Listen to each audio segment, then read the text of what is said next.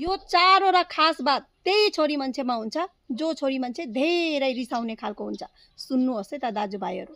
Number 1, जुन छोरी मान्छे नि धेरै रिसाउने खालको हुन्छ उसले कसैलाई पनि आसानीले आफ्नो जीवनमा आउन दिँदैन र जो पनि उसको जीवनमा आएको हुन्छ उसको नै म हुँ भन्ने ठानिसकेको हुन्छ। नम्बर 2, ऊ धेरै रिसायो भने पनि तपाईको धेरै चिन्ता गर्छ र तपाईलाई धेरै क्यारिङ गर्छ। नम्बर 3, उसले कहिले पनि तपाईलाई अरू छोरी मान्छेसँग हाँसेको बोलेको डुलेको हेर्न सक्दैन किनकि जुन चाहिँ तपाईको जीवनमा उसको लागि जग्गा छ त्यो जग्गा उसले कहिले पनि अरूलाई शेयर गर्न सक्दैन, बाँड्न सक्दैन, यानि कि अरूलाई दिन सक्दैन।